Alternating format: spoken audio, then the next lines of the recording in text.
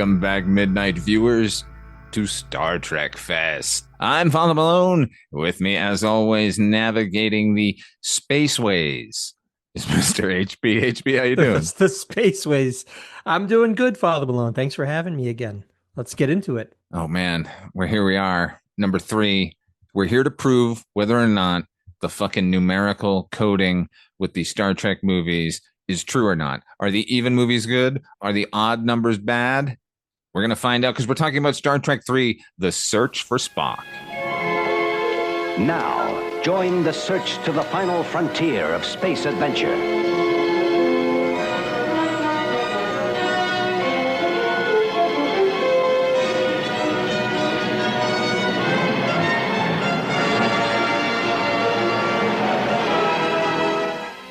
These are the continuing voyages of the starship Enterprise.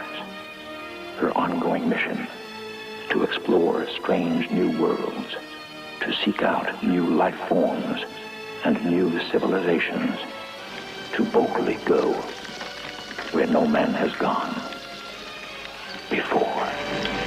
Admiral James T. Kirk and the crew of the Enterprise take off on their greatest mission, beyond anything they have ever accomplished before. Kirk, you do this, you'll never sit in the captain's chair again. For the one thing that really matters: to find their friend. Why did you leave him on Genesis? Spock trusted you. An odyssey to the planet man created. A savage world that could destroy them all. Fireman Scott. The needs of the many outweigh The needs of the few. Join the search. Sense the overwhelming power of an adventure that trebles anything that has gone before.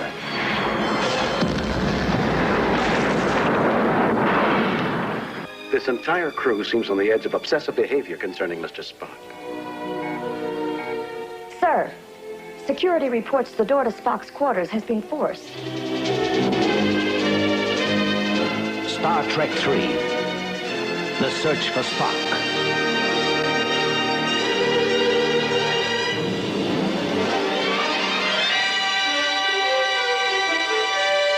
Star Trek 3, The Search for Spock, directed by Leonard Nimoy, written by Harve Bennett, and based on Star Trek by Gene Roddenberry. This one stars William Shatner, DeForest Kelley, James Doohan, George Takei, Walter Koenig, Nichelle Nichols, Merritt Buttrick, Robin Curtis, and Christopher Lloyd as Krug. Yeah. This is a love or hate it situation. There's no halfway measure on this. You either love him in this or you can't stand him. There are detractors? Oh, yeah. At the time, certainly. At the time, certainly. Are there detractors now, though, after Doc Brown and decades of adoration? Judge Doom certainly is probably his people closest. don't know him as Reverend Jim Inkwitowski anymore. If you say Christopher Lloyd, they think Doc Brown. Yeah, I think that's fair. And I think it's a credit to him that Doc Brown is nothing like Reverend Jim. He has range, which maybe wasn't immediately apparent to see him as Reverend Jim all those years. But yeah, I can't say whether he has detractors in modern day, but even now, I have to admit, watching it as a fan of Christopher Lloyd, it took me a minute or two to settle back into those familiar rhythms. By the way, it has to be noted that this is Leonard Nimoy's directorial debut. That is true. Although he did direct an episode of T.J. Hooker with his old buddy. But yeah, this was a stipulation. Spock was killed in Star Trek II. Nimoy had all this leverage that he didn't have previously, and that was his condition for coming back as Spock. Let me direct it. And sure enough, they did. Although I think there was a lot of meddling, studio meddling in this picture that maybe he got past in 4 when we talk about that. But yeah. I'll say this. He, unbeknownst to the people at Paramount, Michael Eisner et al., Leonard Nimoy, during the filming of Wrath of Khan, he began to really regret the fact that he was going to die. He realized that this was fun and it was going to be a good movie, and they had a chance at not being Star Trek the Motion Picture, that this might not be the final voyage of the Starship Enterprise. They might be going on a whole lot more. If they're going to be like this, he'd be a fool not to be aboard. So really, he wanted to be there. And then they came begging, and he said, I'll do it if I direct, which is a great move. And now I don't think I appreciated until now, rewatching the film, how well directed the film actually is.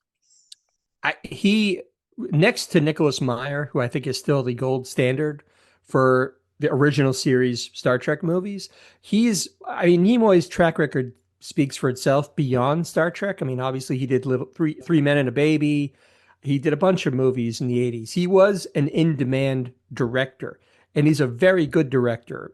And like you, I didn't appreciate that until watching it more recently and going, you know what, this actually, it wasn't as terrible as I'm led to believe by the rule of three with Star Trek movies. So basically Star Trek 2, the day after Star Trek 2 premieres, Harv Bennett gets a call from Paramount saying, give us Star Trek 3. So he begins immediately writing the script. He does this one all on his own, although he does it in conjunction with Leonard Nimoy because he already knows Nimoy wants to direct it. So it's going to be him shaping the story. So it's as much Nimoy's screenplay as it is Harv Bennett's, even though Bennett does the typing. And the movie's called The Search for Spock. There was no way they weren't ever going to not deal with the fact that they have to bring Spock back. They had not front loaded it, but like back loaded it at the end of that movie with the quick little, remember, Dr. McCoy, here's a pinch for you. So the script was always going to have to deal with that. And it was always going to have to deal with the Genesis project.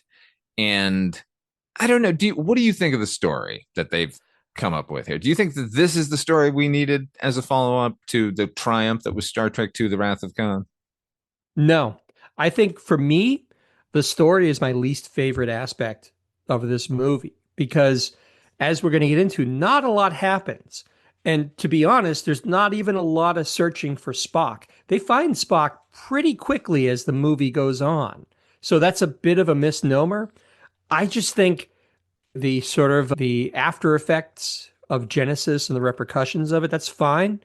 It just felt like very little to hang a story on. It just feels like not a lot happens story-wise in this. They probably could have come up with something a little more interesting and maybe a little more expansive. This almost feels like an actual an expanded version of the TV show.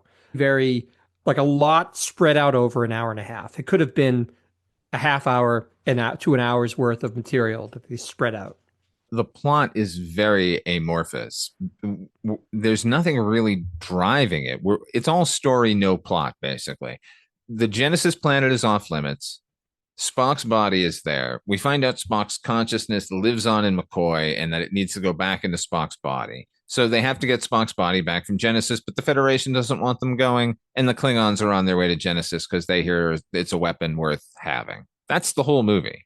And it's just a slow progression to put those pieces into place and then getting Spock back at the end. Just the fact that the Klingons are on the search for Genesis being this ultimate weapon, we just saw that in Star Trek II. That was part of Khan's plan, is to seize the Genesis device so he would have all of this power and be this force to be reckoned with. I just didn't feel like it felt like a redo of a very similar plot line from part 2. Yeah, without the without the backstory. Like the Khan story, as you said, like it does mirror this a lot, like the way the dynamics play out between Kirk and Krug. But Kirk and Khan had fucking history and really deep history. Yeah. And there were genuine beefs there. I don't know what the Klingons' motivation is here. We don't know anything about the Klingons. We don't know his place within the hierarchy of the Klingon Empire. So I don't know if this is a rogue agent from the Klingon Empire. I don't know if he's like their like undercover division.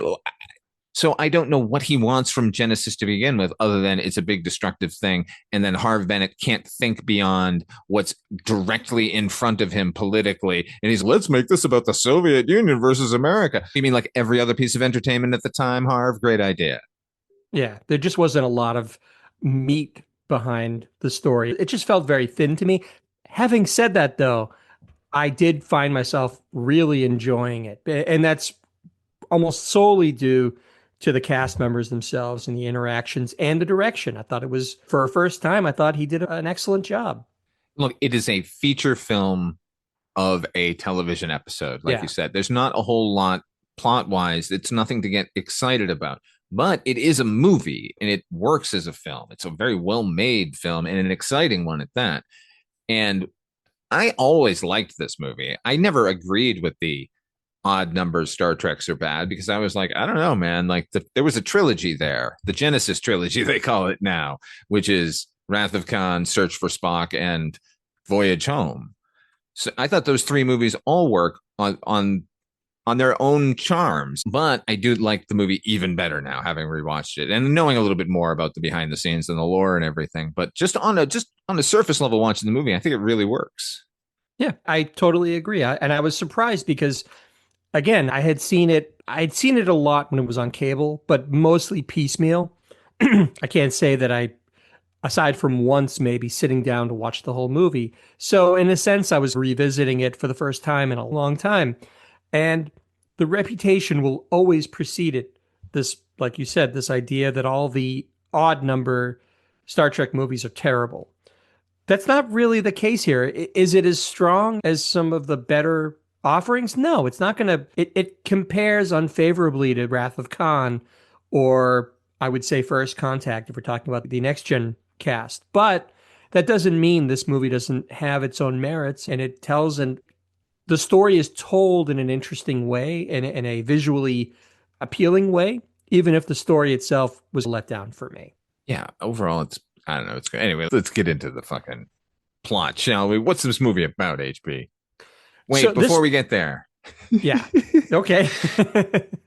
Here's one thing that I wish I had been not on the set for. I wish I had been in pre-production meetings for. Anytime Leonard Nimoy suggested a television actor in a major role to watch the producer fumble around and try to tell Leonard Nimoy that they don't want a TV actor in their big budget movie. Because I imagine it would be like, we don't want this fucking TV. Oh, hey, Leonard. Yeah, right. Leonard, who railed against being typecast so much that he wrote a fucking book about it. The fact that there were conversations where, and if you listen to the commentary, you can hear Leonard Nimoy gleefully recall this, where they said Christopher Lloyd is basically just this guy from a sitcom on TV. And he was like, and they're like, okay, yeah, we'll definitely consider it. And then the same later where James Sicking as the captain of the Excelsior, he was on Hill Street Blues. That was all anyone knew him from. He was famous for that show. And that was the same reaction. Do you really want to stunt cast this TV guy in our big movie? And he was like, yep, I sure do. Yeah, there's a lot of interesting little bit parts that are cast here. Obviously, beyond Christopher Lloyd as the Klingon commander, his second in command is played by John Larroquette, which still blows my mind, even almost more so than Christopher Lloyd, because this is Dan Fielding from Night Court. This is not someone you would expect to be playing and I think actually I read somewhere that Nimoy dubbed him the thoughtful Klingon. Which is a good description, because he really is. He absolutely is. And you know what's funny? So he's Christopher Lloyd's first officer, and over on the Excelsior, his first officer is Miguel Ferrer, like also a professional prick. And just another in a line of RoboCop actors who were in Star Trek movies, because we're going to see Peter Weller was in it. Obviously, what's his name? Kurtwood Smith is going to be in Star Trek 6. So right. He's the president of the Federation. He is. One interesting piece of trivia that I found related to the casting of Krug is, and forgive me if you've got this queued up, Father Malone, but apparently Nimoy's original choice for Krug was Edward James Olmos. Ooh. I never knew this. I just found this out. But Harv Bennett preferred Christopher Lloyd in the role. Then, to make it more interesting beyond that, Olmos was also later offered the role of Jean-Luc Picard in The Next Generation, but he turned it down. He wanted to focus on stage and film. Can you imagine how different The Next Generation would be? It would be a whole. Patrick Stewart? You know what? They would have ended up sticking to Roddenberry's initial dictum that Picard never leaves the ship. That's what the first officer is for, and almost would have stuck to that. And you would have known the bridge was a serious place. It would not have been a fun-loving ship. No, not at all. It's fascinating enough to consider Edward James Olmos as a Klingon commander. He would have been great. He would have been really good in it, but just the icing on the cake was the fact that he could have been Picard in Next Generation. That blew my mind. He would not have worked as Picard. He would have worked as Kirk. No. He would have worked in a lot of villain roles here. He would have. And I wish they had cast him as a Romulan, actually, not a Vulcan, because the Romulans are really scary. This is not to say that he almost should only be playing villainous roles, because obviously he played Jaime Escalante in that Stand and Deliver movie, and he was Gaff in Blade Runner, and he was great in all of these things. And he was in Miami Vice for years. Wasn't he one of the cops in Miami Vice? Oh, yeah. He was the captain. Was he the captain? Yeah, I told you there's that in that, he signed on to that with Michael Mann, and the idea was that no matter what, he could just do whatever he wanted. Oh, yeah. He ordered somebody to come back into his Don office. Johnson breezed into his office, and in character, he said, "Go back out and close that door and knock." And Don Johnson in character had to go do it. He's a badass, no question, but he would not have not have been a good Picard. You can see that as a power move, but at the same time, I think Captain Castillo would have done that. Sure. He is one of those method actors who really likes to get into it and become the character, and I respect that. Wait, all right, so we're going to talk about what the plot of this movie is effectively. So it actually picks up exactly where Star Trek II left off, where Spock is dead. We got a little time. We got a little time left. The ship has been repaired. True. People have gotten off the ship and are on different missions now. So this is a couple of months later, let's say. That's true, but it's pretty close. So now, you know what? Can I just and let me speak to this, because I've heard a lot. I've read a lot of reviews, and I've heard a lot of reviews about this movie. And one of the gripes that people have is that the tone from the last movie's ending to this movie's beginning is wildly off, because we get a hopeful Kirk at the end, and here he's despondent. And this is the first time we get a straight voiceover in any of the Star Trek movies, actually, of his personal log, as it were. And I would say maybe anyone who is criticizing this should live for a few months after somebody dies and see how fucking jubilant and hopeful you are all the time. What the fuck kind of a criticism is that?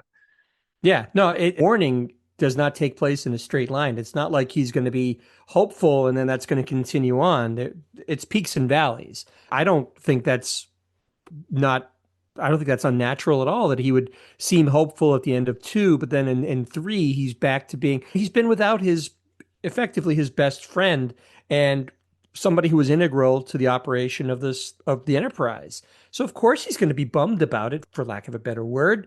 But yeah, they're heading back to Earth for what they believe is going to be a refit of the Enterprise. But the Enterprise is still damaged. It's been repaired. Yeah, I love it. They have like plates welded over the scorch marks on the side. If you look closely, like they got to some space dock and they're just like, "Oh, we'll just patch it up and fucking send it on its way." Yeah, even on the bridge, there's there's still scorches all around the bridge from when Khan attacked them in the second one. So they're heading back. They're going back to Earth, but something odd happens on the way where they get a report that there's someone in Spock's quarters. Spock's quarters were sealed after he died, and they don't know what's going on. So Kirk decides to go down personally and figure out what's happening. And he walks in there. It's a very dark. He hears a voice. He hears Spock come out of the shadows saying, "Jim, why did you leave me? You need to climb the steps to Mount Celia and help me." And he goes and grabs this person in the shadows, and it's McCoy. And it seems like McCoy's not all there. He's speaking effectively like Spock. Now, I got chills when I saw this in the theater. Can I just tell you that? Oh, because it's very effective because they when you heard Nimoy's voice, I was just like, yeah, it's Nimoy's voice because this was, look, I don't know that we ever thought that Spock would never come back, but there's something about the finality of seeing him die in part 2 and then to hear his voice croaking out of the shadows, begging for help. It's Nimoy, it's chill inducing. It really is effective. But we know, having watched 2 and know the whole remember bit where and how do we remember that? Because Harv Bennett, television producer, upgraded to feature films, decides, how do we remind the audience what happened in the last movie? I know, previously on Star Trek. And they give us basically just a replay of the last scene between Kirk and Spock, and then the remember with McCoy. Yeah. So it's fresh in your mind now as a viewer. Okay, I remember now. He mind melded, and that left the door open for him to come back.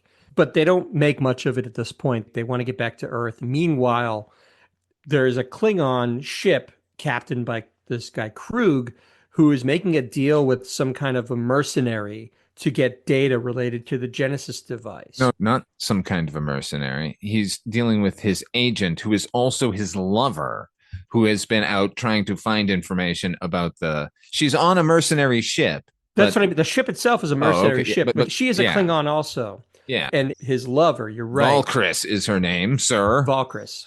So they get into this thing where he uncloaks, they transmit the Genesis data, but the woman makes the mistake of saying to Krug over the comlink, I've seen the data. I think you'll find it very interesting. I love this part. Krug says, oh, you've seen it? And she says, yeah. And he says, that's very unfortunate. Now you know that it's curtains. And she knows it too. She knows that he has to tie up all the loose ends. Krug destroys the ship with his lover on board. That's how much of a ruthless guy this guy is. And he also has this pet that he keeps next to him that looks kind of like the Ghostbusters. What are the creatures that run around? The dogs? Yeah. If you starved one of those and it had mangy fur and looked like it lived in a sewer, the crew dubbed that animal Fifi Rebozo. It's a sort of slimy looking it's very creepy looking. Apparently dog. They would dump liquid on it right before shooting just to make it look extra fucking creepy. Yeah, but that's Krug's pet. It's so disgusting. So Krug has this information, and he's setting a course for the Genesis planet because he needs to then deal with the scientists who developed it to better understand how to harness this weapon, that Starfleet. Yes, because this is a very motivated Klingon. He does not like Starfleet at all. He'd like to see them fall. He can't stand the idea of living happily under a flag with the Starfleet logo on it.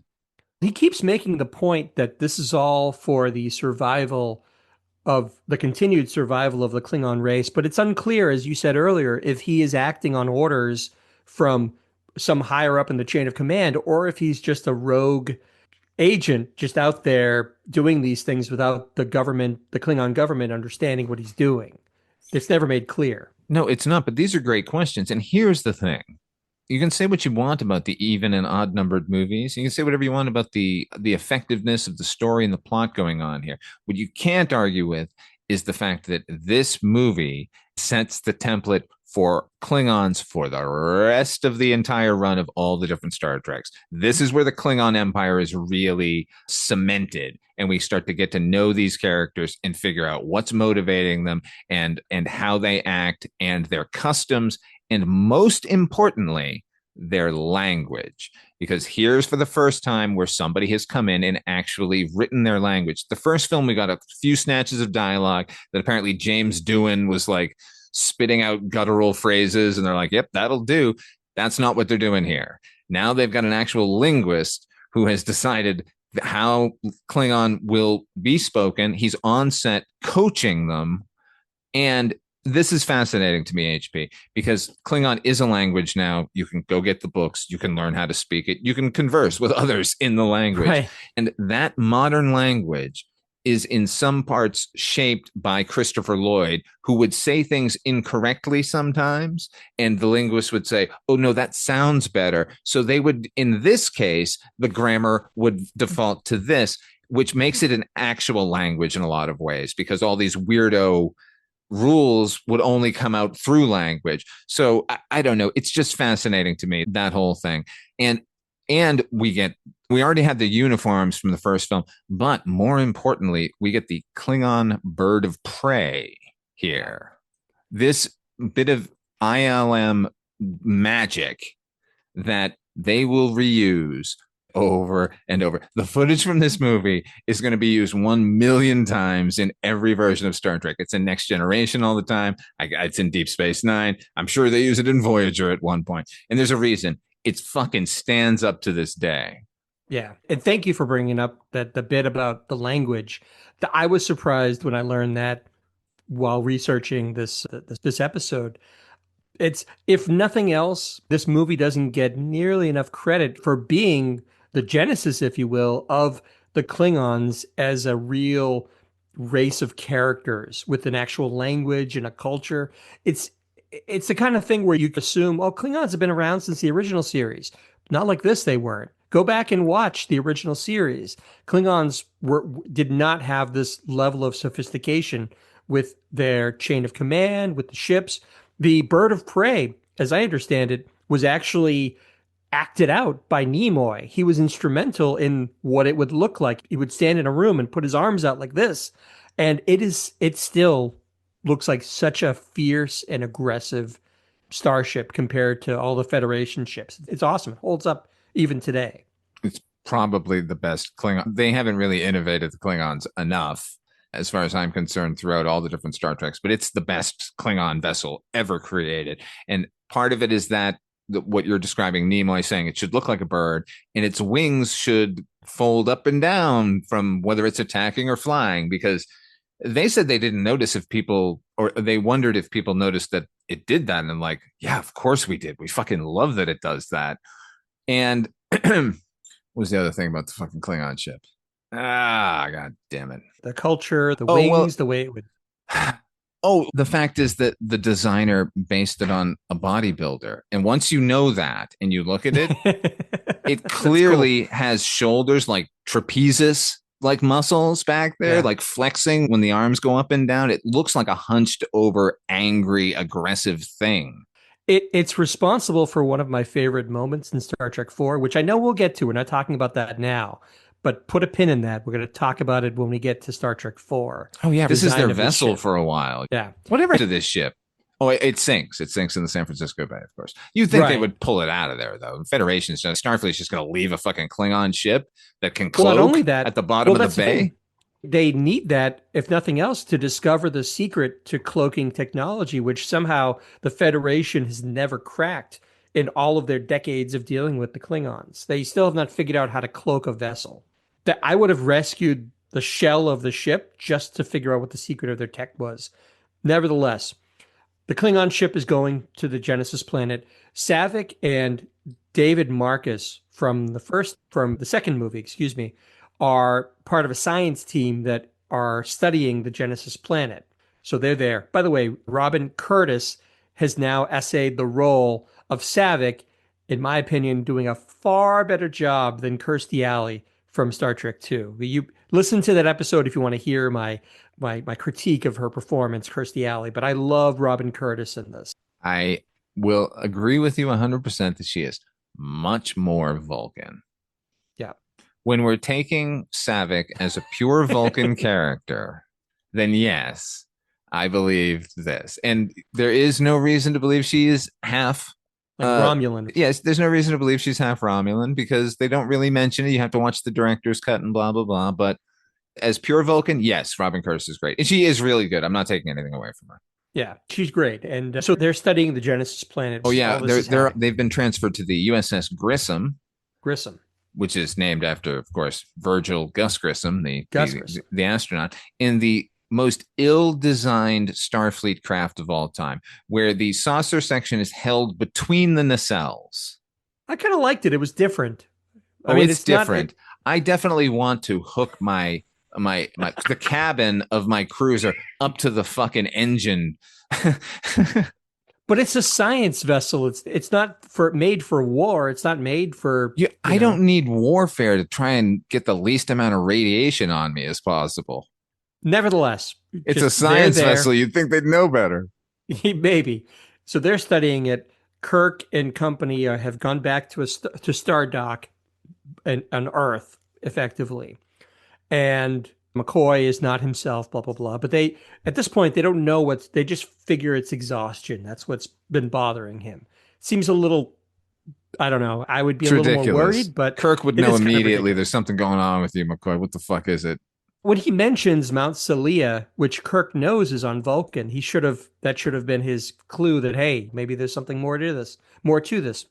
Nevertheless, they're there. The Admiral meets them and says, you all have shore leave, but except for you, Scotty, you're going to be part of the crew of the Excelsior, which is this brand spanking new starship that has something called transwarp drive. Everybody, it's all the rage now. It's the young upstart to the Enterprise. And I love that the designer of this particular ship, he took it upon himself to design the Enterprise as if a Japanese designer had done it.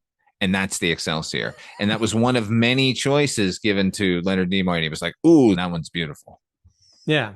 So Kirk asks the Admiral, what about the Enterprise? Scotty says, let's follow the same, Admiral. I'd like to stay on the Enterprise. The Admiral says, no, the Enterprise is not going to be refit. The Enterprise is going to be decommissioned. It's 20 years old, and it's not going to hold up to any kind of beating that you can give it. It's the Enterprise's time. This dismays Kirk because he was hoping to then take the Enterprise back to Genesis to look, or actually, we haven't even gotten there yet. I apologize. No, it's fine. We can it doesn't matter. Everyone knows the movie. But here's the thing. There is some debate about this because it makes zero sense that they're going to decommission the Enterprise. They just refit it. It just happened. It was like 5 years ago. Right. And now after one battle and some scarring, look, I bet it's fucked up, but they're going to just decommission it entirely? What are they going to turn it into, a revolving restaurant? I'm not going to do a Dana Carvey as Khan. Here impression. It is. But if you think of it in terms of the Excelsior being, the tech is just so more updated, I guess maybe in theory it couldn't stack up to the Enterprise in terms of technology.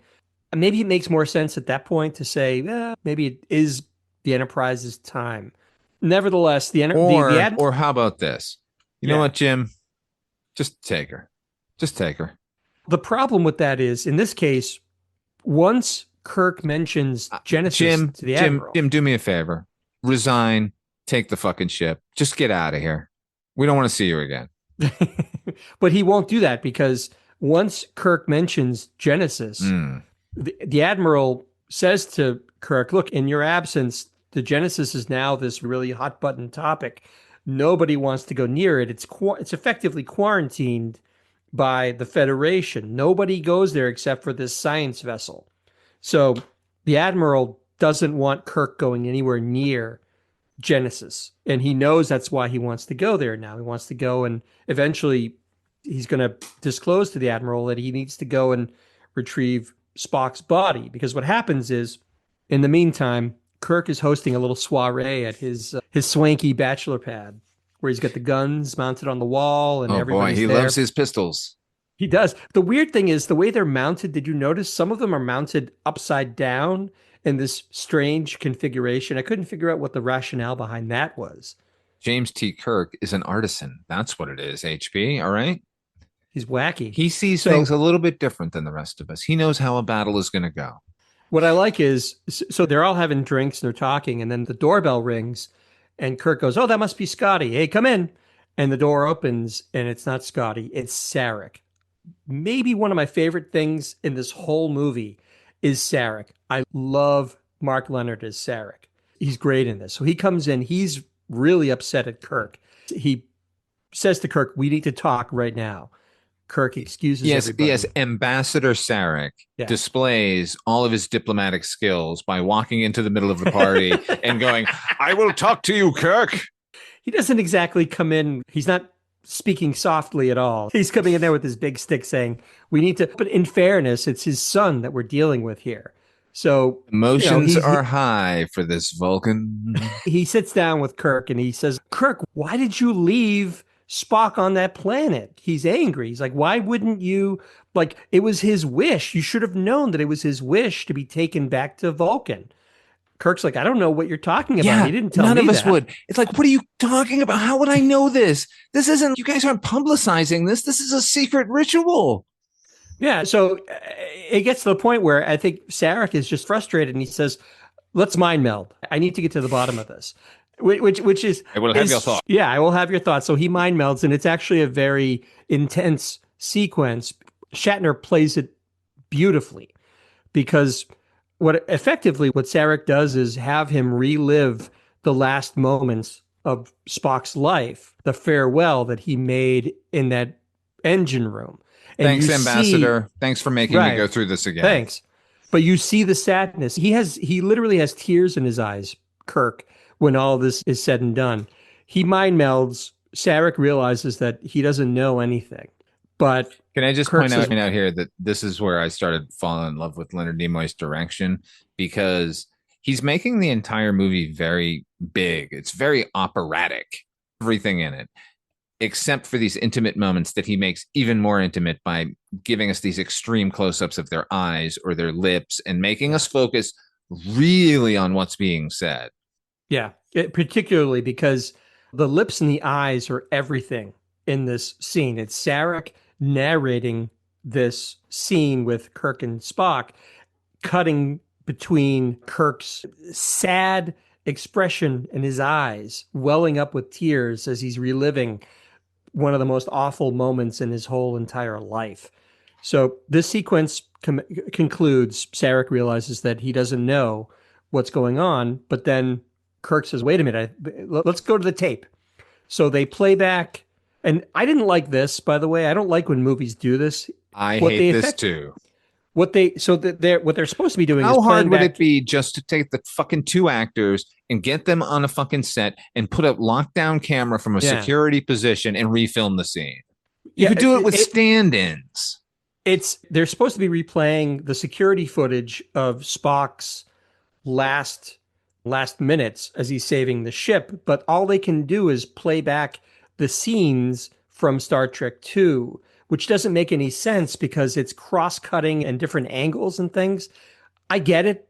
They maybe didn't have the budget to refilm it as a security cam, but it still took me out of the scene a little bit. Nevertheless, don't even show the footage. Just cut to them watching the footage. You could have done that. So eventually, Kirk rewinds to the point where McCoy does the mind meld and then the penny drops. Oh my God. That's why Bones has been acting so weird. It's because he has Spock's katra, his spiritual essence, in his mind. Because I guess that's what we're meant to believe he did before he saved the ship and killed himself effectively. At this point, we cut to McCoy, I believe. He's half acting like Spock, half acting like McCoy. He's trying to charter a ship off of It's Earth. like that movie All of Me with Steve Martin, where Lily Tomlin is trapped in his body, except it's this hilarious performance by DeForest Kelley where half of him is acting very logical and half of him is yelling at himself. I'm kidding. None of that's happening. No, but he is, because it's scrambled between Spock and McCoy, and he's saying things that Spock would say and so forth. He tries to commandeer charter a ship to get off the planet and go back to Genesis, but he's overheard by a Federation officer. Oh, are we not going to mention the greatest character in this movie? The guy he tries to charter Genesis. No, that guy he was a makeup artist, by the way, and you can tell because the makeup is fucking on point. He put those little tiny feathers everywhere that are just like fluttering with everything he does. I love that character. He talks like Yoda. Everything he says is backwards. Kind of, yeah. And when he's all for getting McCoy off the planet, but then when he mentions Genesis, he makes such a big deal about it. Genesis? This forbidden? No. And that's when the Federation He's so officer, worried about being caught talking about Genesis that he stands up and yells, Genesis! which everybody in the bar knows what he's talking about. This officer, this Federation security guy, grabs McCoy, and we're led to believe he's going to be put into some sort of institution because he's acting crazy. No, he's like, hey, I don't think you want to be having that conversation. At which point, Bones McCoy should have said, I'll have any fucking conversation I have about anything I want. I was there, motherfucker. I know what Genesis is. I'll tell everybody. But all he can do is try feebly to do the Vulcan neck pinch on the security guy. But because it's Bones, he can't actually do it. Now, here's the thing. Does the actual neck pinch, is that just anyone can do that? Or do you have to be a Vulcan in order for that to happen? Are they saying that he's just too clumsy to try doing that? Or are you saying because he's not an actual Vulcan, it doesn't work? I'm wondering. I think he's too clumsy. I think if you take the time to study the mystic arts of Vulcan or on Vulcan, anyone can do it. I don't know that we've ever seen anybody but a Vulcan do it, but I wouldn't be surprised if they could. But if you're being guided by the spirit of a Vulcan, particularly one as advanced as Spock, you would think he would have knocked that fucker out. Could be, but it doesn't work. I think you know what? It could have worked too, and actually could have worked. He could have just knocked that guy out, walked out of the bar. It would change nothing. No, it would have because they have to break him out. Yeah, they have to break him out. Kirk has already sworn. So just rewrite it. That's always the answer I think of. Get Harv Bennett to do it because Harv Bennett. They didn't include Carol Marcus as a character in this, who was a big character in the last movie. It's her son is involved in this, and they're like, we just couldn't find a place for her. Like he says, we couldn't rectify the idea that she would not have known that David was using unstable proto matter. And I'm like, okay, then just write something different. What are you talking about? You just didn't want to muck up the works here with a superfluous character. You can just say that too. I did feel her absence because she is so prominent in part 2. She's Kirk's old love interest. It just seems weird that she wouldn't still be part of the science team that's researching Genesis. It's weird that they give him a quasi love interest in the next film that is like waiting for him when they get back to Earth or standing with him when they're receiving their accolades, when it should have been Carol Marcus, like welcoming him home. Yeah. Hey, where have you been? Thank you for saving everything again. I'm still grieving over the loss of our son. Anyway. Our son. Yeah. If nothing else, that's their shared loss. She should be feeling it even more keenly than him because she actually raised that child. She raised them. Anyway, as this is all happening, Saavik and David Marcus have beamed down because there's a life form. They've discovered a life form on the Genesis planet that should not be there. The captain refuses to beam it up because they don't want to risk contaminating the Grissom. So they beam them down to the planet. Now, the planet already seems like it's going through something. It seems to be a little bit weather stricken. They don't really know yet, but there's problems with the Genesis experiment. Nevertheless, they find the life form. It actually originated from the photon torpedo coffin that they used for Spock.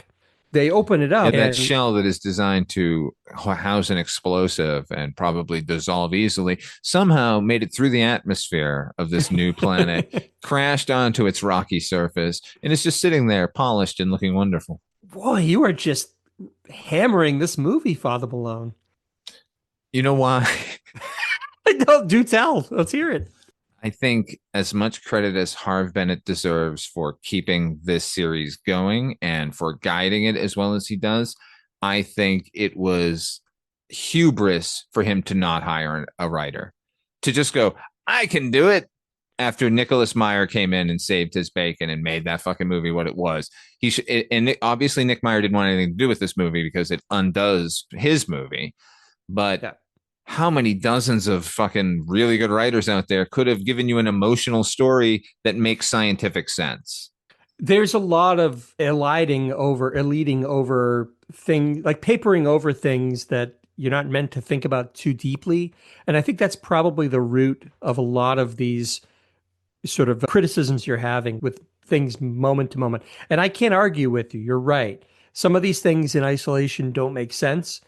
And it's the writing, and that's what are you going to do? You're right. He should have had somebody.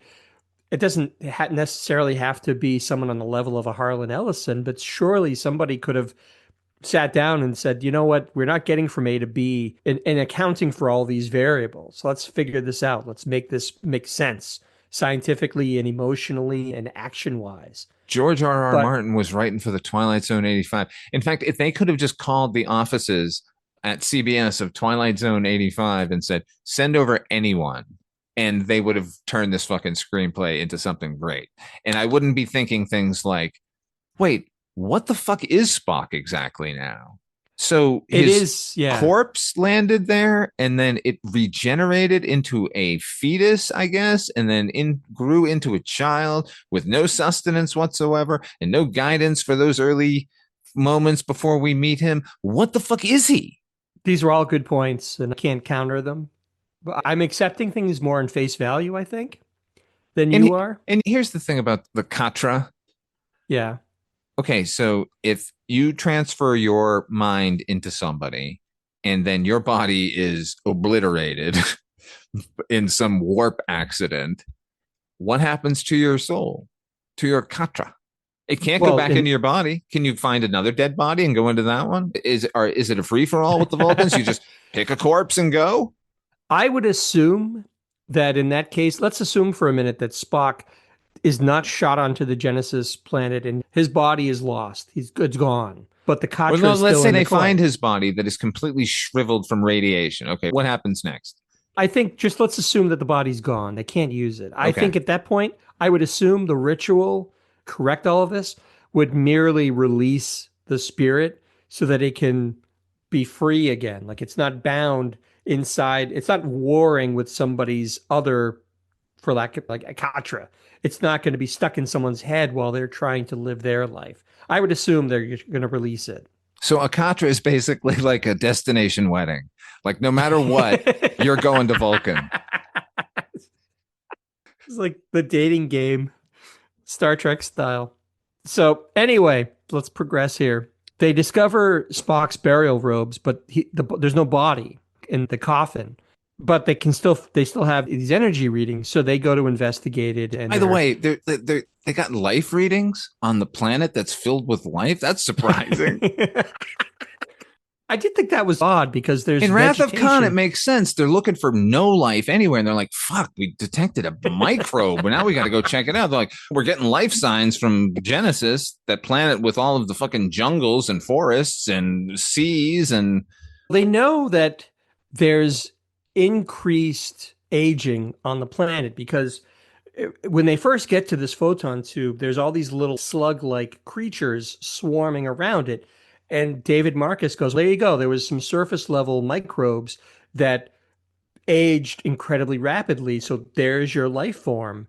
And then later, after a few scenes later, when Krug is on the planet looking for the scientists, he comes across the photon tube coffin also. Now these slugs have grown into like huge, they're almost like boa constrictors now. So I think the idea is that any life that's on the planet or originates on the planet grows at a rapid rate, including this Spock life form, whatever you want to call it. If it's not actually him, it's made from his DNA, I guess. And they're using fairy dust. I don't know. Like, we'll just go with that because it makes no scientific sense whatsoever. It doesn't really, but at this point, like the story's operating on several different fronts. We have Savick and David looking for effectively Spock. We have Krug on his way to the Genesis planet to deal with the scientists, and now we have Kirk and company trying to figure out how they're going to get off of Earth and get to the Genesis planet. And by the way, Spring McCoy, who's now in custody because he's acting erratically. Wow, this sounds like a big action-packed movie. If we spent any appreciable time with any of the groups and learned their plans and knew what their plot was, then this could have been a great movie. And if any of the scientific stuff made sense. In fact, this is my favorite part of the movie. Is the getting the gang back together? Yeah, because who doesn't love a little caper where you get the gang back together and they have to work together to figure out how to accomplish a goal? And here's something novel and something that sets the tone for all of Star Trek from here on out, thanks to Leonard Nimoy. Hey, maybe let's give everyone a moment. Let's give every cast member an actual moment in this movie instead of just saying hailing frequencies open or warp factor 6. There's more of that in this. We're going to see even more. I think probably for me, the apotheosis of that comes in Star Trek 4, which we're not talking about, but we'll get to it. But you're right. Every character gets a little more of a signature in this. For example, so Kirk leaves the Admiral. The Admiral tells him under no uncertain terms, you can't leave. And then he meets up with Sulu and Chekhov, and he says, they told us we can't leave, so I guess we're going to leave. So now Kirk is effectively anyway. He's going rogue, and he's going to get off the planet come hell or high water. Oh man, I love a going rogue story. It's fantastic. So everybody's behind him 100%.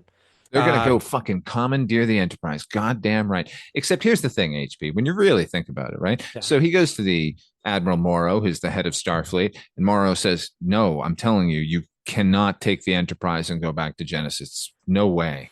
And Kirk doesn't, James T. Kirk, fucking renowned captain of the Enterprise, doesn't know anyone with a fucking starship?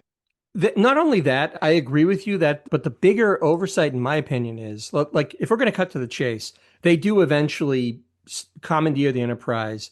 Scotty has automated it so they can operate with a skeleton crew, and they escape and they set course for Genesis. My problem is Starfleet's not going to try to chase them. They know where they're headed, but it's as if they just say, look, they're too far, too fast. We can't catch them. That's bullshit. They have warp drive. And that's the problem with all of the Harv Bennett movies. That's always his excuse. It's, the Enterprise is the only ship in the area. What? Are they not a Starfleet? That's the thing. I've seen them fight in the Borg. There seem to be a whole bunch of fucking Starfleet ships. Right. At any point, they can call them all back, like if it's actually a dire situation. But in Wrath of Khan, it was, you're the only one out there. They do it again in Part 5. You guys are the only ship available. It's like they're on Earth at the beginning of fucking Star Trek 5. They're the only ship available on Earth? Who's defending Earth? That, to me, it just made no sense as I'm watching this. Like, why wouldn't they go in pursuit? They know. It's not as if they're just setting course. They don't know where they're headed. They know exactly where they're headed and why they're headed there, because he told the Admiral that's what he needs to do. Nevertheless, Chekhov, do you have that old runabout? Oh yeah, of course. We can all that. You got right. It has warp capabilities, right? Yeah, we can be there by fucking 6 o'clock. Let's go. Let's do it. But they have to get this. They have to get the Enterprise. That's inexplicable to me. But anyway, no, because they need a big surprise at the end of this movie. Is what they need. They need a showstopper, and of course, it's my poor Enterprise. It is, and it's an incredible moment. We'll get to, but you're right. That's the only reason they need it. So, for right or wrong, they steal the Enterprise. The gang does their thing. They each have a little part to play. They're basically like they're beating up other officers. They're commandeering the transporter pad. Everything works. Everybody's on the ship except for Uhura, who is going to meet them at the rendezvous, she says, which effectively means, I'll see you at the end of the movie, okay? Yeah, unfortunately. She does have a good moment where she locks that guy up in the closet, though. She does. She's Mr. Wonderful. She's working in this transporter room and with this young, fresh-faced officer, and the officer is basically like saying to her, I need action. It's okay. Peace and quiet's okay for people like you on the downside of your career, but not me. So you already get the sense that she's going to put this guy in his place. And then when Kirk and company come tromping in and this guy's freaked out, holy shit, it's Captain Kirk. And she's, that's all well and good, but you're going to be in the closet while all this happens. She's like, closet? What are you talking about? And she pulls a phaser and says, get in the fucking closet, basically. She totally puts the guy in his place. And it's a good moment, but nevertheless, she's not in the movie for the whole of the meat of it. I agree. She's not sitting in the background every once in a while saying, channel open. I'm getting nothing but static, Captain. Yeah. So, I'd rather her not appear and actually do something than just be a prop. That's fair. That's fair. But again, Scotty has automated the Enterprise. This will become important later so that they can operate it with just Kirk, McCoy, Chekhov, and Sulu. Who's shoveling the coal into the fucking... So off the Enterprise goes. Meanwhile, Krug has made it to the Genesis planet. And this is where... shit. I sort of misspoke. He and David are still on the planet dealing with Spock, and Krug has told his gunner, shoot at the Grissom, but just target the engines. And they shoot. Which, and to be honest, are right next to the fucking bridge. because of the design. The whole thing blows up, and he goes like, what the hell did you just do? And the guy says, it was a lucky shot. And Krug, being the pragmatist that he is, pulls out a phaser, boop, just kills the guy. He's like, okay, you want to make that mistake again? Fine. Like, what are you making jokes? What do you think? This is the Federation? Exactly. I gave you an order. I mean, you're on the bridge of a fucking Klingon bird of prey. We don't even know what our affiliation is. You're going to make jokes? So we can see how ruthless Krug is from this. He's willing to kill his own Say guy. the wrong thing, Karg. And it has to be said, like, again, people, I think, mostly at the time, could not reconcile Reverend Jim with Krug. It was very hard for people. And now I don't think it's on anyone's mind, honestly. And I don't know how it could be. And I loved his performance then, and I fucking love it now. And it's one of my favorite Klingon performances. It in fact, sets the precedent for what Klingons should be for the rest of the series. Yeah. But we've also, like you said earlier, we've seen him as Judge Doom. We've seen him in all these parts. We know that he has range. So naturally, we're willing to accept him in a different part. And I thought he was fine. I'd be lying if I said there weren't a few moments that reminded me of Reverend Jim, but that's on you. What are you going to do? That's on me. Exactly. That's my personal bias, and I'm okay with that. I put that aside. You know what? Because here's the thing. After this, Next Generation really leans into first of all, they kept filling all of their Klingons' mouths with too much teeth. So all of their actors had to form sentences around these stupid dental appliances. And they really leaned hard into the honor and the anger of them. But the honor as a word, like this guy, as ruthless and as crazy as he is, Christopher Lloyd gives him an honorable quality. There's a weird nobility to him. We'll talk about it when we get to the sort of actual exchange between him and Kirk. Yeah. But there's something about his performance in that particular scene that makes me think, God, there's a lot going on in this guy. This isn't just I need to kill the Federation, but this isn't the fucking Klingons from Star Trek 5. Oh, wait, 5 meaning are you talking about the undiscovered country? No, I'm talking about the Final Frontier, the trio of Klingon idiots in that movie. Oh, you're right. The Mad Magazine version of Klingons. That's true. He basically has Saavik and David find Spock. They realize who it is. It's a little boy. He starts as a little boy, but you see him grow over the course. And what they also discover is that the planet is become very unstable. And Saavik questions David on this, and what you had said earlier, he confesses that he used protomatter in the Genesis matrix, which she expositions. Isn't that this highly unstable material that scientists have denounced as unethical to use, blah, blah, blah. And he, I guess, not unlike his father, as she says, he says, look, it would have taken me years to make the progress that I needed to make on Genesis, if at all. I cut corners, and this is the result. So what we have here is Genesis is now effectively a dying planet. It's going to die within days, if not hours, probably hours. And the aging that's going on, the rapid aging, is connected somehow to Spock and his rapid growth from an adolescent into a person, into a man. Couple things. Yeah, you're smiling. I can see it. What's up? Okay, the Genesis planet itself, like you mentioned earlier, like as soon as they get there, they realize that something odd is going on in that the deserts have snow in them.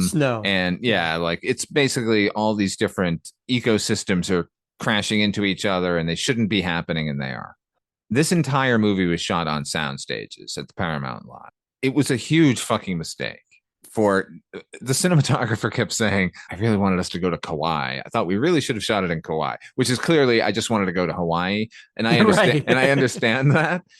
But the argument was made, because we were going to be dealing with these bizarre environments, we have to do it on a soundstage because that's where we can control it. And my attitude is, you can fucking get a snow machine out into Kauai, or the snow looked fake anyway. Yeah, the cacti looked really fake. There's parts of the planet that don't hold up effects wise, I think. I'm not saying it's a failure overall. A lot of it looks really good. It's just that when I think to the one shot at the end of Star Trek 2 of the planet, where it's clearly we're outdoors and it looks like a jungle environment, I wanted some of that.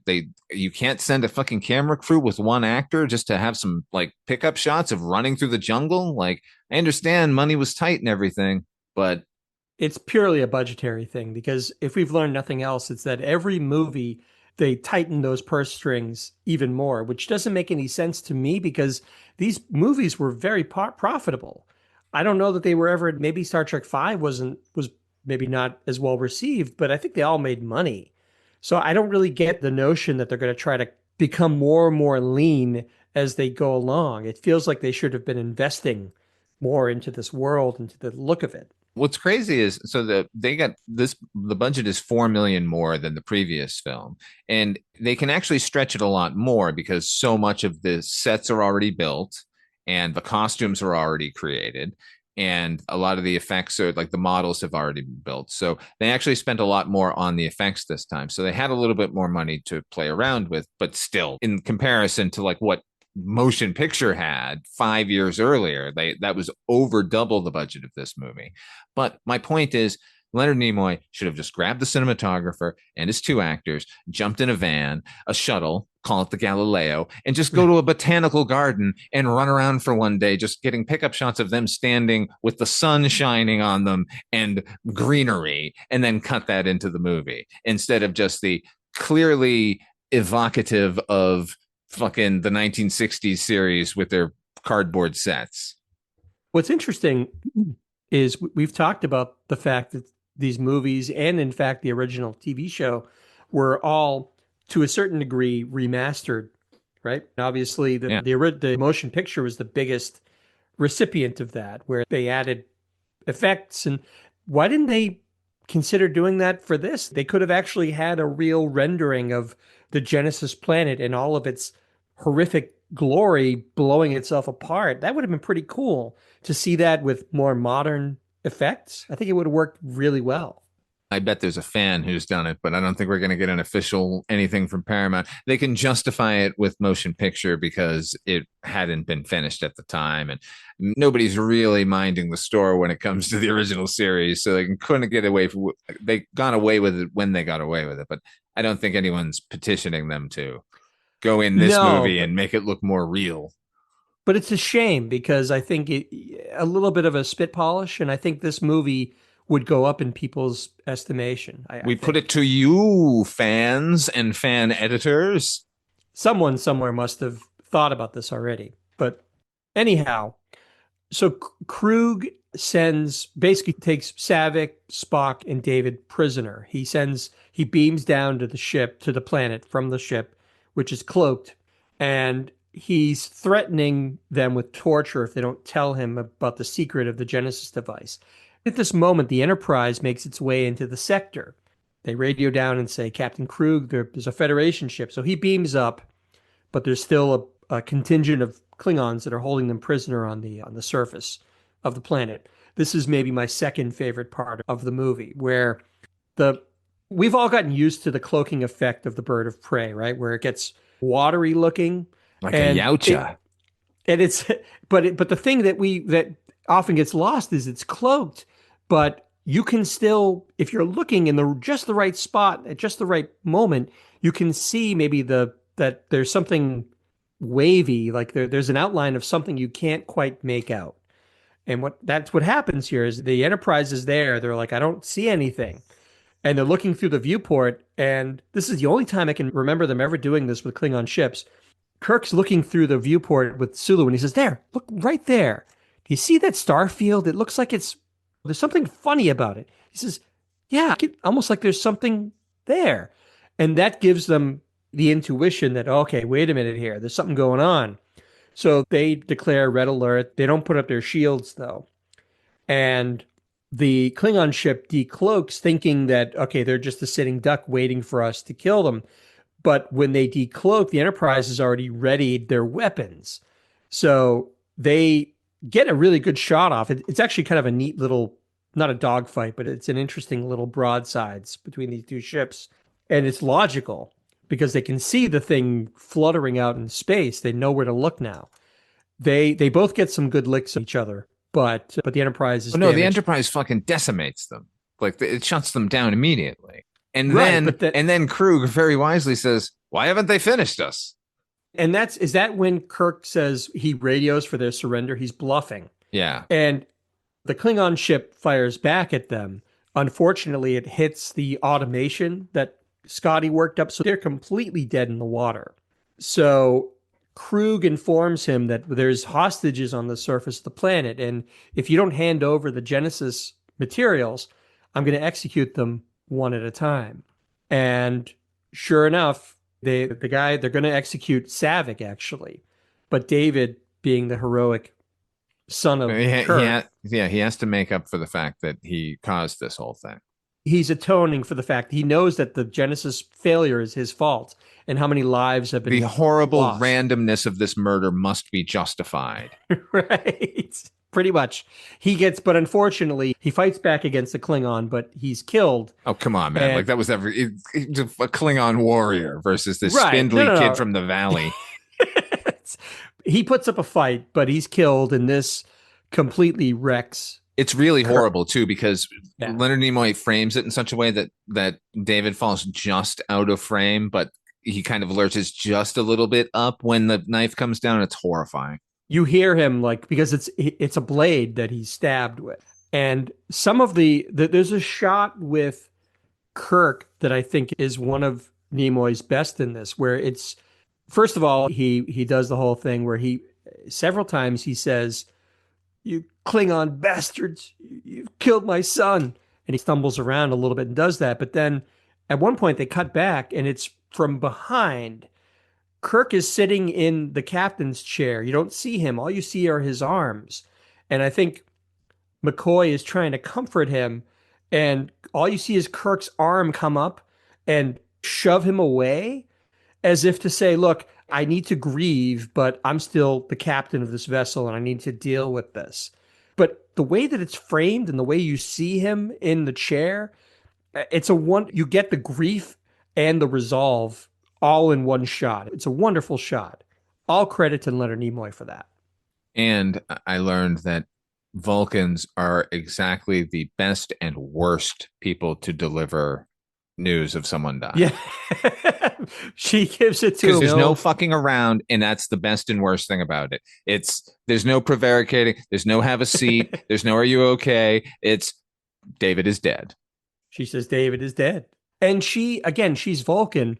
But what I love about Robin Curtis is that you can see the emotion behind the eyes, behind that effort to stay logical and unemotional. I think she plays that really well. Oh, she got hired for those eyes because you can see everything she's thinking when she's doing it. And you can see that she's thinking, but you have no idea what she's thinking. It's remarkable. So Krug gives, actually, this is the line I think maybe that you're thinking of. Krug says, "Look, I'm going to give you a minute to he says, happening. Please give us a minute so I can inform my crew." And he says, "I give you 2 minutes for your gallant crew." For your gallant crew. And which is a line I've been misquoting to you for years as a line that came from Khan. That's because he just gives him like 30 seconds or something. Yeah. 60 seconds.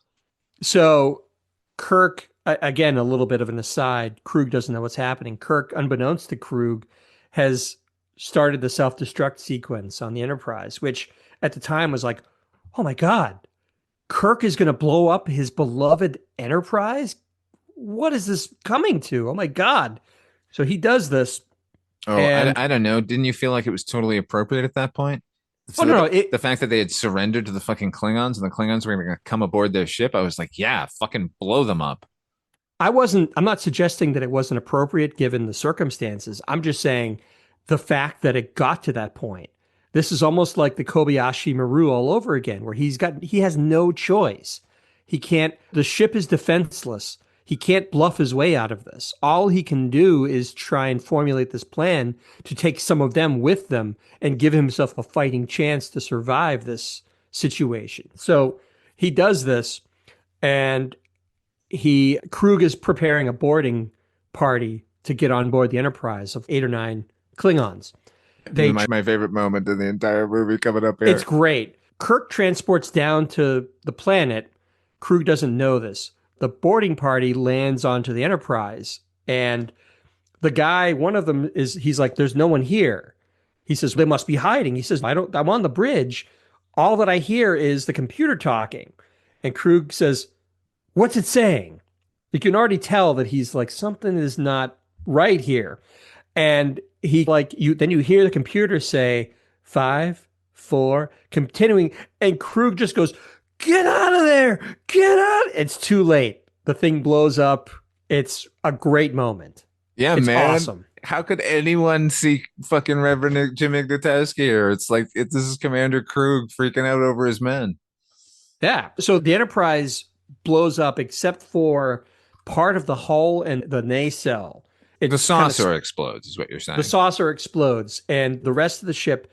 This effect actually I thought was really good too. Is you cut to the planet's surface where Kirk and McCoy and everybody, they're there looking up. They can see the remains of the Enterprise burning up in the atmosphere as it crashes into the planet. And it's just this awesome trail of smoke and fire and debris. And Kirk looks up at that and he says, my God, what have I done? And McCoy says something like what you always do, which is use death as a fighting chance to live, or something to that effect. But as a viewer, you're like, holy shit, like the Enterprise, this safe haven, this thing that could never say die, has been blown up. It was quite a moment. It was never about the Enterprise. It was always about these people. To which I say, fuck you guys. How dare you blow up the Enterprise? That's good. And by the way, that was the big secret that they kept under wraps, that they've strained mightily to keep from getting out there. And then the Paramount publicity department puts it in the fucking trailer. That the Enterprise was blown up?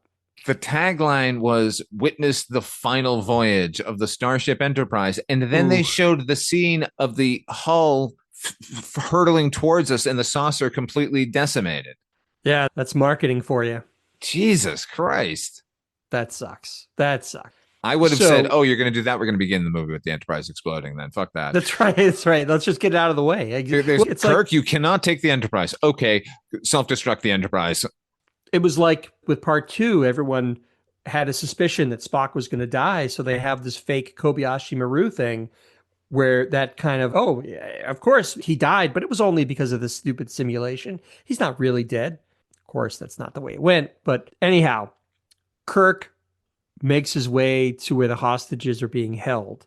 And I think Spock even takes one of them out. He's now like super strong, and he throws one of them into this fireball that has erupted from the ground because the planet is completely breaking apart all around them. Hell yeah. And Kirk, his first action I thought was a bit unusual, where he took David's corpse and he buried it in the planet and said, bring him back. Bring him back. That's right. Where's the Genesis wave now?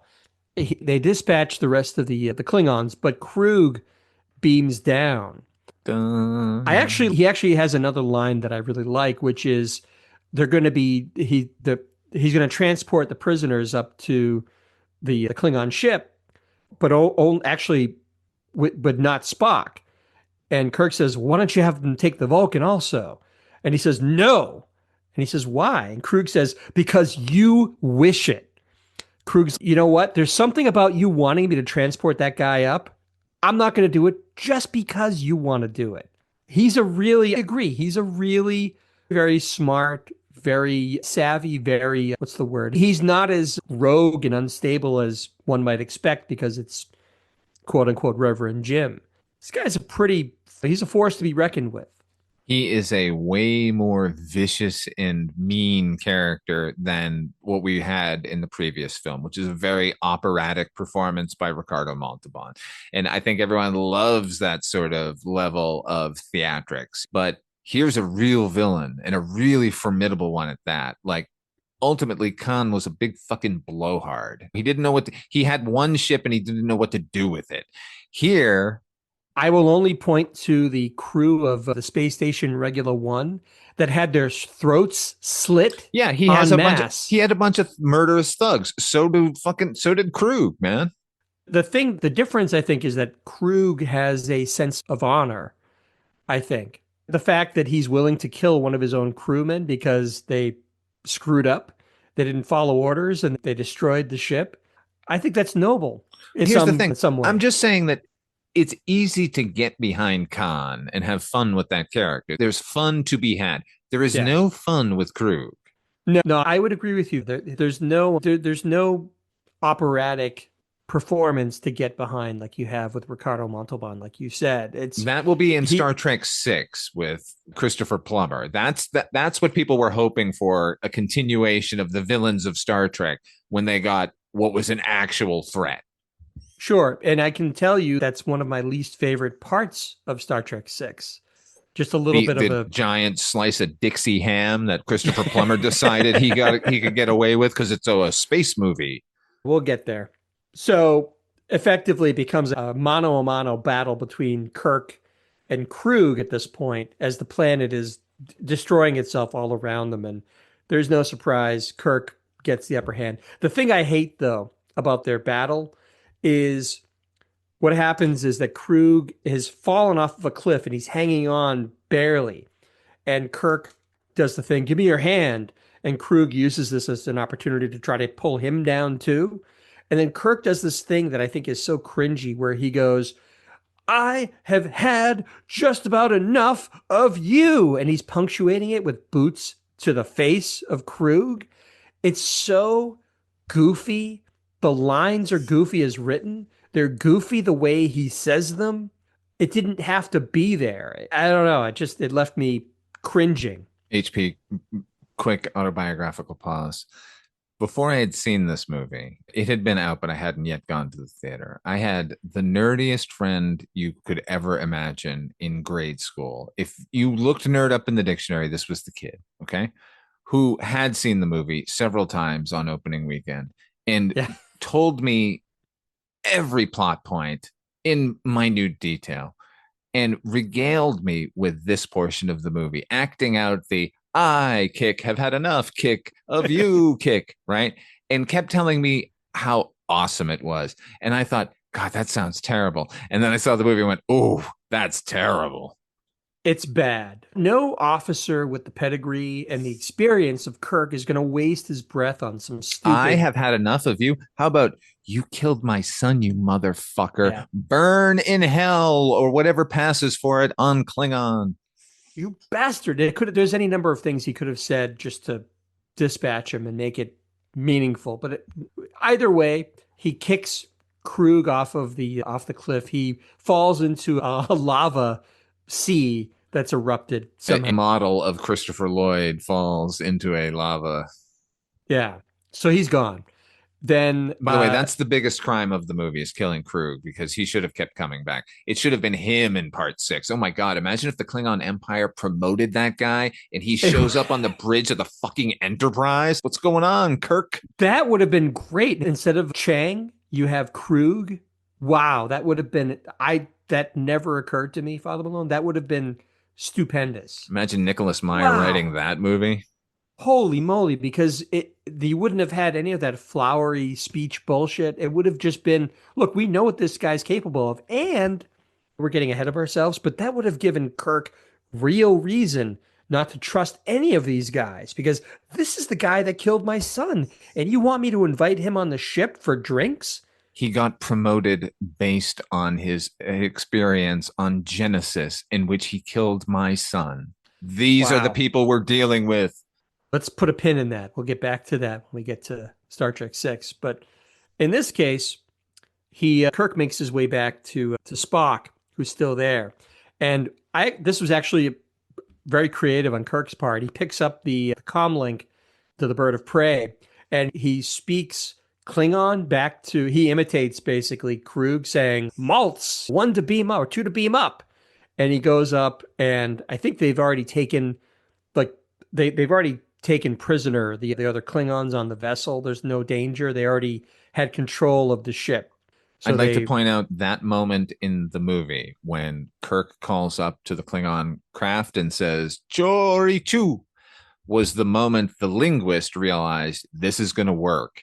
Because when Krug says it, it's subtitled, and then they chose not to subtitle it the second time. But the audience made the leap and went, oh, we've heard that. We know what that means in Klingon.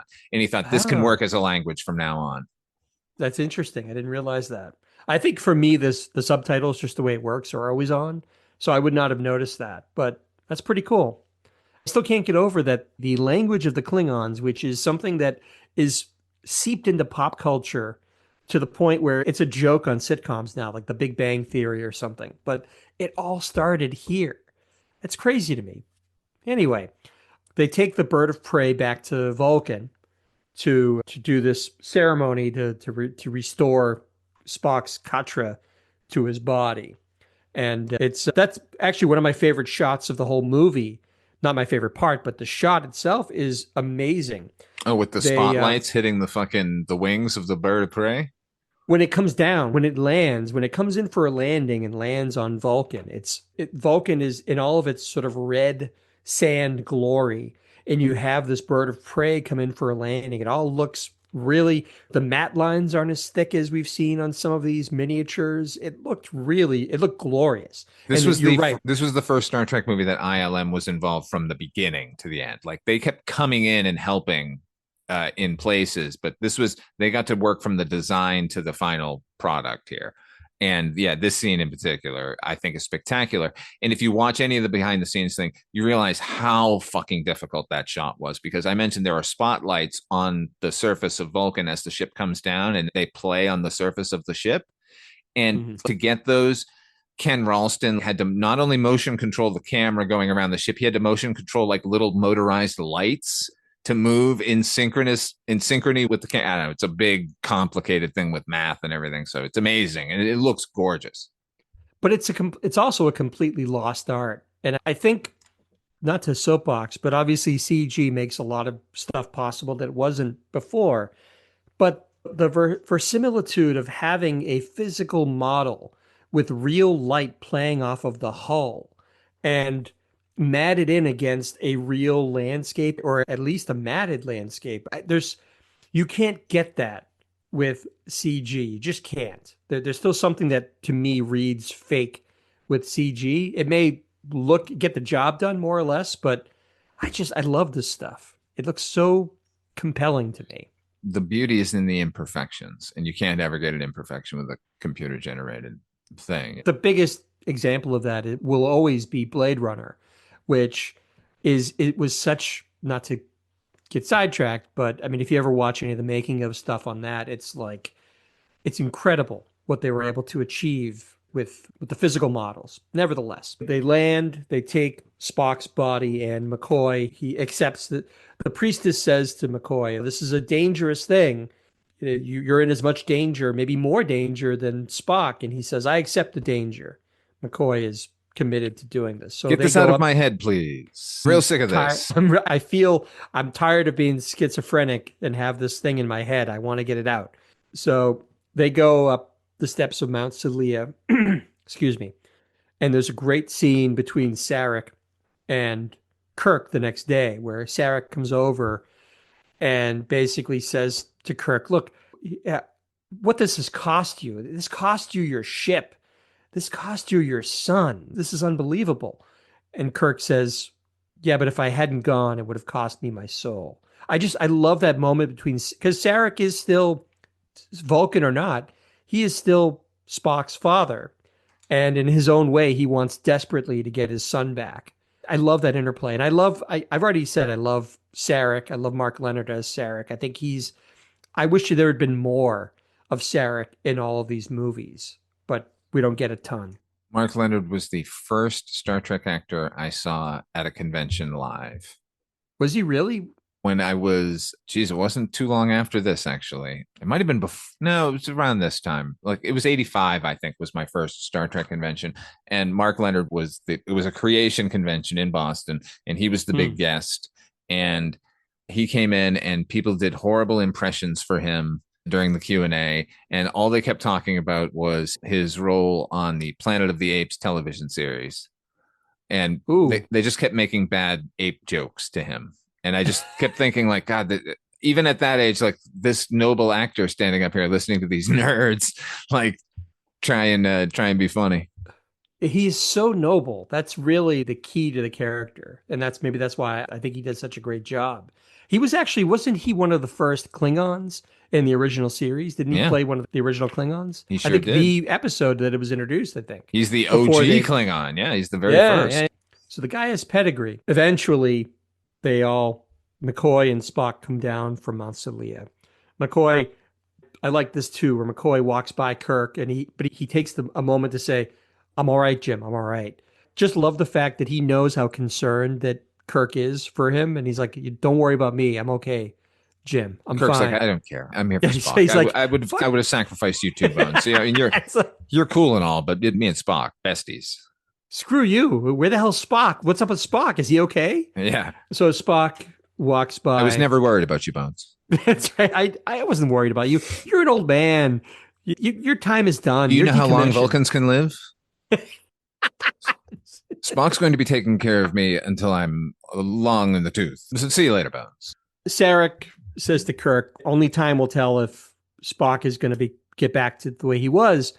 And this is really the payoff to this whole movie. This is what people have been waiting for. We finally get to see Leonard Nimoy again as Spock. He walks by in a priestly robe, and he stops as he walks by the crew, and he walks by them all one by one, trying to remember who they are and all that. And you can see him struggling to remember this. And he goes over to Kirk, and he eventually remembers the speech from Wrath of Khan about the ship being out of danger and the needs of the many and what have you. And that your name is Jim. He says this. And there's this wonderful moment where Kirk says, yes, I'm Jim. You see on Nimoy's face that he's getting confidence and assurance that he's starting to remember, because it's almost like he straightens up a little bit and he's like, all right, but we're getting somewhere now. I'm remembering who I am. And he's such a look. Not only did he direct this movie so well, but let's not forget, I mean, his Spock is iconic, right? So he's the only character that we would have based an entire movie about just getting him back. He doesn't appear at all in the movie. Yeah, this isn't the search for Sulu or the search for Chekhov. I'm not sure they would have gone through these hoops to rescue them, I'm sorry to say. But anyhow, eventually the crew all gather around Spock, and they're all happy because they can see that he's getting his memories back. And Nimoy even gives a little eyebrow raise, one of his patented Spock eyebrow raises. So you, as the audience, feels like, okay, we're getting Spock back. Like he's getting his memory back. This bodes well. Now we can breathe a sigh of relief. He's back. And that's effectively where the movie ends. And the adventure continues, it tells us. This is true. Harv Bennett is a cheesehead. He started writing the movie by writing that last line first, the Jim, your name is Jim. And then he wrote it backwards, like a locked door mystery. That explains a lot about the story and the lack of logic in spots. Highly illogical. Look, the thing of it is, ultimately, look, I think you and I remember this movie or appreciate this movie more than maybe others do. But at the end of the day, this is really a means to an end, right? They knew that Spock would have to come back. This is a necessary adjunct to future Star Trek movies. I mean, I don't mean to discount it and put it in those terms, but that's effectively what this is. This is getting us to the point where now we can have Spock rejoin the crew and now have more adventures with the entire crew. I think they should have done one completely without Nimoy. Yeah. It wouldn't have been the same. I don't think you could have. I agree. I think it would have been a whole different animal. I think we could have given us one Star Trek without Spock so we could miss him and then make a movie about getting him back. And it's inescapable. Or have him show up inexplicably at the end of... That's what I was going to say. You could have had, maybe it's not about the search for Spock, but maybe he's gone. Like all of a sudden, like they're in this dire circumstance, and then out of nowhere, Spock comes in, and you're like, whoa, what the heck happened here? And then he's got to We got to figure out where that's at. But that may be one of my biggest issues. We talked about this already, but the fact that it's called The Search for Spock, but there's really no searching. Like you go in thinking that it's going to be this adventure where at the end of the rainbow, they find Spock, but that's not what happens. They find him in the first third of the movie. And it's less about the search for Spock and more about the race against time to get him off the Genesis planet. A race to Spock. The race to Spock. Yeah, kind of. Yeah. Yeah, there's no searching at all. It's like there's no searching. And I'm going to say one thing I liked and one thing I didn't. Sure. One thing I liked, I loved actually, is when the Enterprise returns to space dock and there's the gigantic lounge windows that everyone is watching through, and former Yeoman Rand is surveying the damage and shaking her head like, Jesus Christ, what have they done this time? Yeah, what have they done? Yeah. I love that scene. Here's something I fucking hate.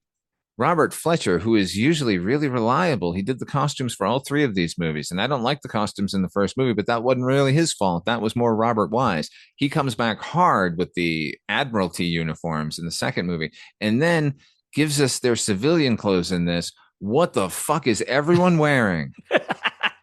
Kirk is wearing, when Sarek goes to visit Kirk while he's entertaining the rest of the crew, Kirk has this, it's like a jogging suit top.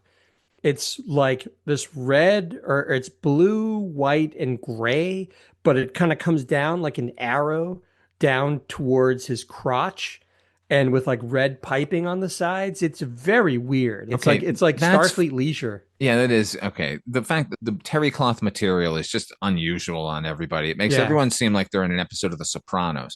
But more specifically, the fucking Chekhov's little Dutch boy outfit with the giant pink collar. What is happening? I know that Robert Fletcher is saying like he's trying to individualize each of their outfits so they have some sort of meaning for them. Like clearly Sulu's is like kimono inspired and Uhura has an African pattern on hers. But what is Chekhov? What is he saying about Russia there? Like they're fancy boys?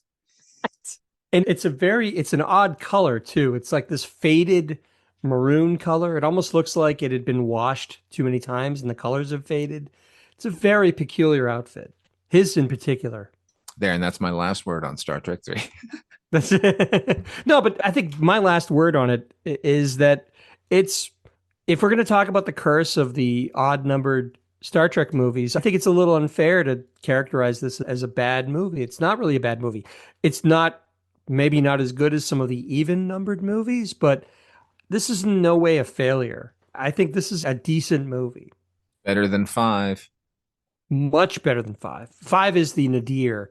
I think we can all agree before we even get there to talk about it. 5 is the nadir. I think it's better than Generations. I think it's better than Insurrection. Wait, 5 or 3 you're talking about? I'm talking about Star Trek 3 is better than Star Trek Part 5. It's better than Star Trek Generations. It's better than Star Trek Insurrection.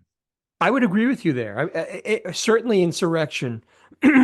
Generations, there's parts of it I really like. It's hard for me to compare those two for some reason, but there are parts of that movie that I like. I will watch this movie beginning to end. Tough call, but it's certainly better than the other ones you mentioned. It's way better. Without question, it's better than 5. Without question, it's better than Insurrection. So here's the rule for Star Trek movies. Sometimes they're good and sometimes they're bad. Which is like any franchise. We just got done talking about all the Predator movies. Some are good. Some are really bad. Some are terrific. That's what we have here. It's people like to reduce things down to these little rules or these little clever rules of thumb. Don't believe it. 3 is a decent movie. Yeah, I really enjoyed the movie. I had a great time. I think it's one of my favorite villains of all time. It set up the entire fucking Klingon Empire, really. And fucking Sulu flips that fucking giant guy over and tells him not to call him tiny. What could be wrong with that? Don't call me tiny anymore. And you had said this, it's the beginning of giving those supposed ancillary characters, the other members of the crew, more to do. And we see that open up even more with Part 4. But I have to assume that a lot of that is due to Nimoy's influence. Just being a storyteller and a director at that point, saying, look, people, and he'd been to enough conventions, I'm sure, to understand that no matter what Shatner thought of the rest of the crew of the Enterprise being side characters. People love these characters. People love Chekhov, Sulu, and Uhura, and they want to see them do things, do more. And I think only Nimoy could have done that, because every other filmmaker coming into this is going to fall into line with the same thing. People are here to see Kirk and Spock and McCoy, and that's who we're going to focus on and focus on exclusively. And in fact, we'll make up new characters just to support those three characters and fuck the rest of these characters. And it's Nimoy saying, let's give something to do for all of my friends here who have active characters in this story.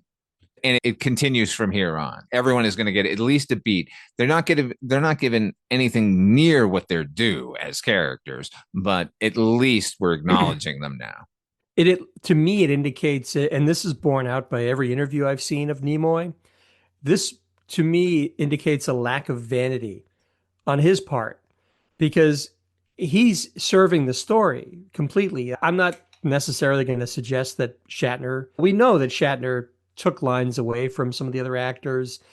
He's the reason why Sulu didn't become a captain for as long as he did, because he made it. Nimoy, he has a lot to be honored for in this. The direction is solid, and the storytelling, due in large part to him, is solid as well. That scene between Krug and Maltz, where he's describing his plan, it's all close-ups. Oh, man, so good. Maltz, by the way, that's John Larroquette's character. What happened to Maltz? I actually don't know, and I'd like to know, because I know they kept him. They brought him back with them. No, so what we know is they brought him back up on the ship, and he says something to Kirk, and Kirk says, "No, I'll kill you later." And then they take off, and he tells them, take Maltz down to the prison or whatever. And Maltz says, "Wait, you said you would kill me." And Kirk says, "No, I lied."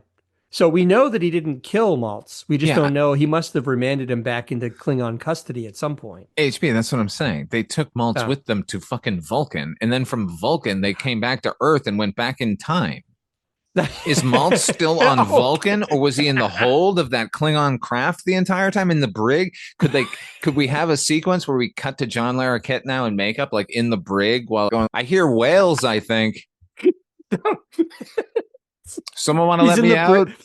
He's in the brig as they're bringing in this transparent aluminum that's surrounding him. Hey, what is that stuff? What is it? Scotty's like, "Don't you worry, it's fine. You'll be fine." And then they fill it up with water, and he's just whale food at that point. Guys, I don't think that's made for this. That's not going to hold.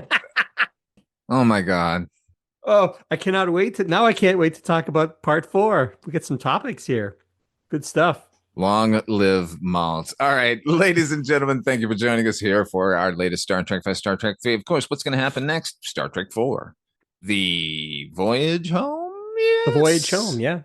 The part 3 of the Genesis trilogy. We're all going to forget about number 1, but pretend it started with 2. Until then, HP, where can people find you if they're looking for you? I co-host the Night Mr. Walters Taxi podcast with you, Father Malone. Yeah, that's right. I do that. That's right. In case Christopher Lloyd is involved. So come on over, Trekkers. No, you Trekkers and not the derisive Trekkies. Yeah, actually, as I push my glasses up on my forehead here. So yeah, I host that with Father Malone here. I also host the Noise Junkies music podcast. At some point, I'll get to it. And then I also have a Bandcamp site, hpmusicplace.bandcamp.com. As for me, you're listening to it here. That's Midnight Viewing. Father Malone's weekly roundup every Monday or Sunday, and regular show, the Anthology podcast, every Friday. In fact, by the time this comes out, we've had a change. It's just me and Mike White now doing the Anthology podcast. We're looking at the Hammer House of Horrors, the British horror anthology series from the early 1980s. Check us out over there on Fridays or one of the fests. They're always going on. Until then, we'll leave you with a bit from Star Trek 3. Here we go. So, speak. Great power to control, dominate. Speak. Impressive. They can make planets. Oh, yes. New cities, homes in the country. Your woman at your side, children playing at your feet. And overhead, Fluttering in the breeze, the flag of the Federation. Charming. Station. Yes, Malone. Share this with no one. Understood, my lord. We are going to this planet. Even as our emissaries negotiate for peace with the Federation, we will act for the preservation of our race. We will seize the secret of this weapon. The secret of